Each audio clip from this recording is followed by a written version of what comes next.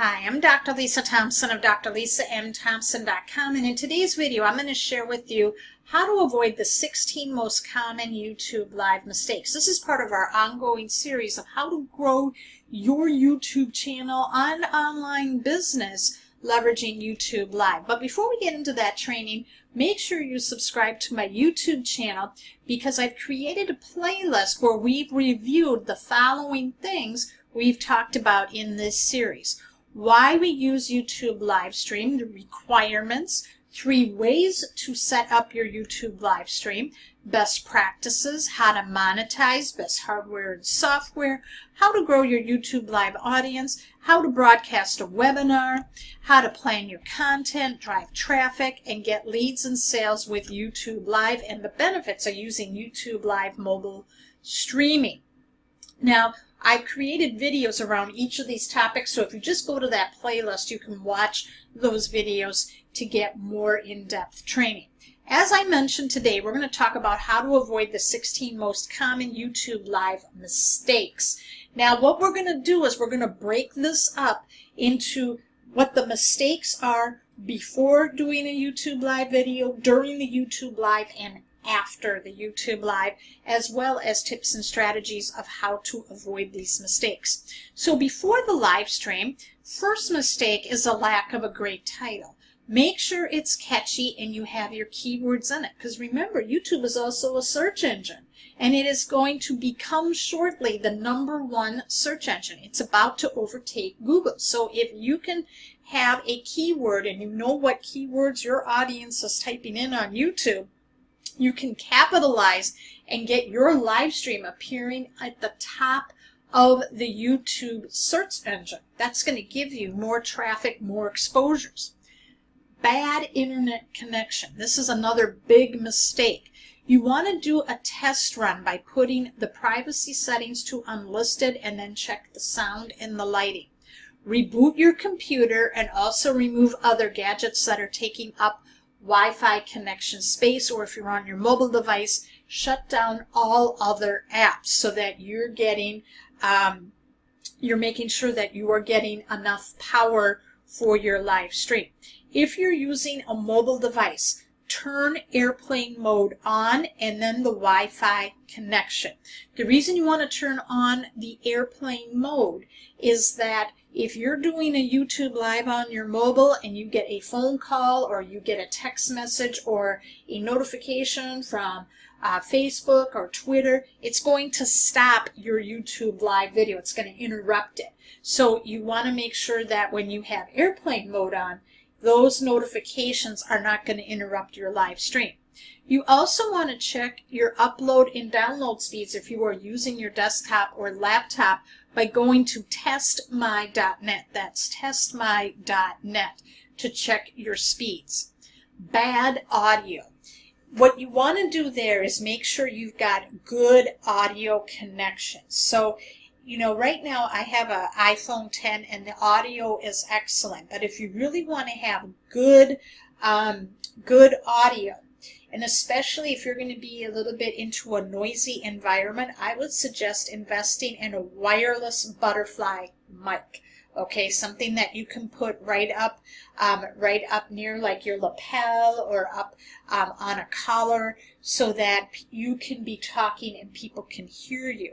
If you're using a desktop or laptop, I would suggest investing in a Blue Yeti mic. It's one of the industry standards for microphones, and it provides clear, rich sound. No clear purpose. You need to have a purpose for your live video. You need to know ahead of time what are the biggest problems your market has and how your live stream will help solve those problems. Having a low quality thumbnail. You need to make sure you've got a beautiful background instead of a cluttered background, and that can be really challenging if you're doing a mobile live. So you will want to make sure that you're maybe in a good place with a good scenic, nice scenery and take that picture. But you also want to make sure later that you can change that thumbnail, because that thumbnail later is going to be the preview for coming attractions, and that's going to be shown in the YouTube search engine.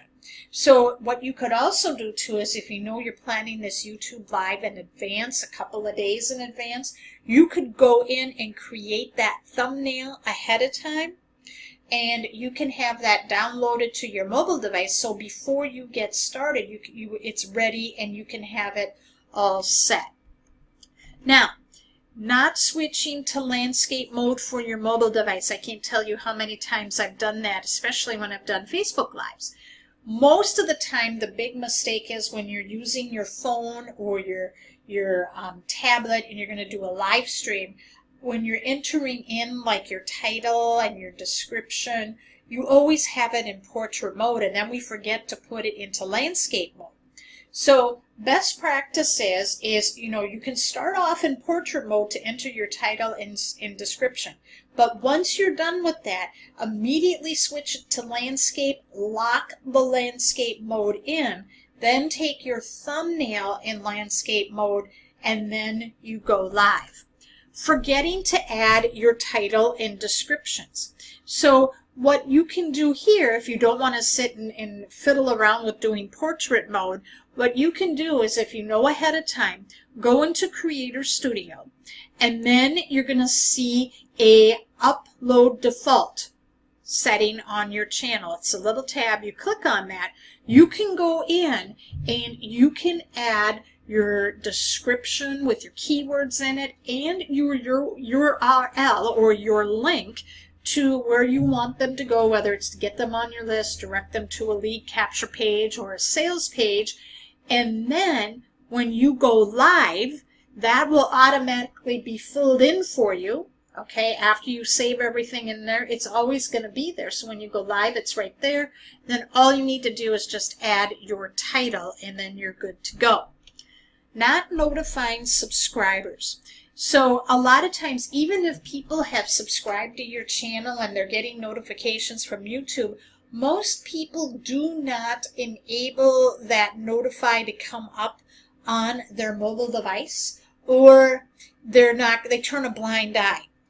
So a lot of times people will pay more attention with a Facebook notification. So you may want to go ahead a couple of hours, set up some status updates saying, hey, I'm going live on my YouTube channel to talk about this, and put that out there. In your Facebook, a lot of people who are on YouTube will have a Facebook account, and they will get notified, and then they will head over. This is a big one. Inconsistent stream times. You need to be consistent for your live stream events. You want to make this a planned event that people are going to want to tune into. Think about it. If you had a favorite TV show, all right, and it came on like at 1 o'clock one day and then 8 o'clock the next day, they're not going to have an audience of loyal followers tuning in. People, I remember back in the day before cable became very popular, our family would sit and we would watch The Love Boat on Saturday night, and we always knew that at come 8 o'clock Saturday night, we were right in front of the television watching The Love Boat. So that's how TV shows built loyal fan bases. Also, you want to make sure you respect the time of your viewers attending your live event by starting on time as well. And that's why it's really important to be testing. And which leads us to the next point, not practicing before you go live. Sometimes you can get a brain freeze or a brain fart before you go live and you forget the points that you wanted to make. So best practice is always have a little outline and keep it right next to you, or have it up on the computer screen so it keeps you on track. Now, here are some common mistakes during the live stream. Disorganized thoughts, okay? So what you need to do is always respect your audience's time by getting straight to the presentation by introducing the content of your video. So a lot of times when you start your live, you want to immediately tell them what it's about. Then you can maybe interject a little shout outs, and then tell them you will do a question and answer session after you're done educating them on the topic and covering your key points. So as we said, You know, you also want to be talking about as well to introduce yourself, what your channel is about, and then welcome your participants. My favorite way is just telling people where I'll say we're going to do some shout outs real quick. I like to know where people are where we're connecting from. So if you're watching me now live or on the replay, comment below, tell me who you are and where you're commenting from. That way I can give you a shout out. Very, very effective. You know, and people who watch the replay will also be commenting as well, and that gets engagement, and that's what YouTube really likes. And then again, before the end of your live stream, make sure you thank all of your participants for attending. It's always great to be polite. Not being yourself. You're trying to be like your guru or your upline leader. Don't try to be them.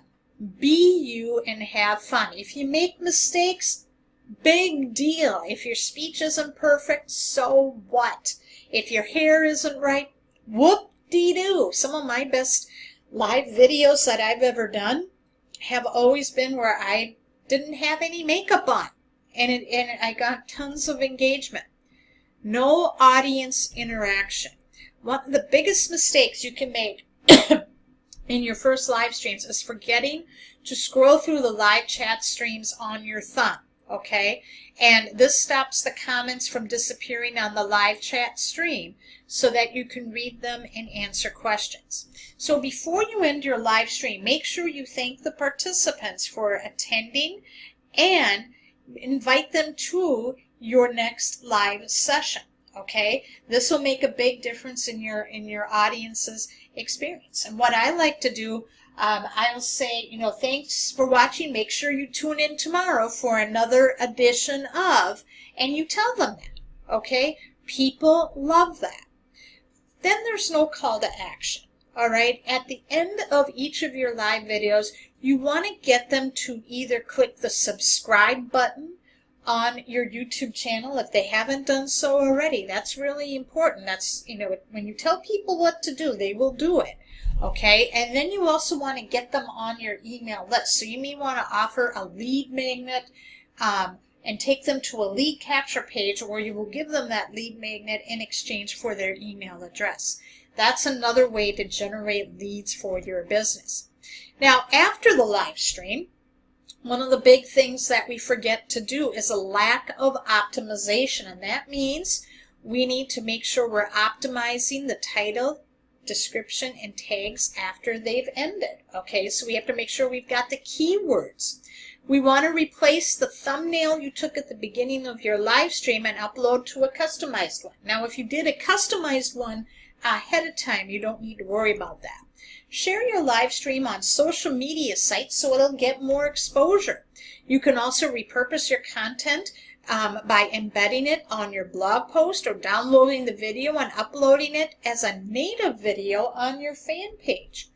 Or another way that you can do this is you can take, if you did like a real long 60 to 90 minute live stream video, you can go back and edit it or outsource someone to edit it. You can put them into small, manageable, short video segments and create a playlist to put on your YouTube channel.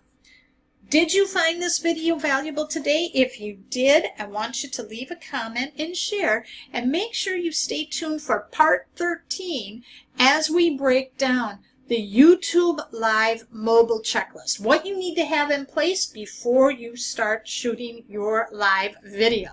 Now, before you go, if you haven't done so already, make sure you signed up for my good friend Mark Harbert, Video Marketing Experts, free masterclass, where he's going to show you how to grow your YouTube channel by creating highly quality videos, whether you do standalone or live. It works for both, where he's going to walk you through a simple 4-point process that will get more people reaching out to you so you get more leads, more sales, and make money.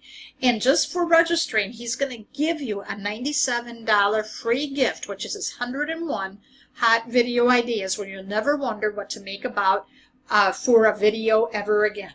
So to get access, to register for this class and get his free gift, just go to www.drlisamthompson.com/video system. Thank you so much for watching, and I will see you in the next video.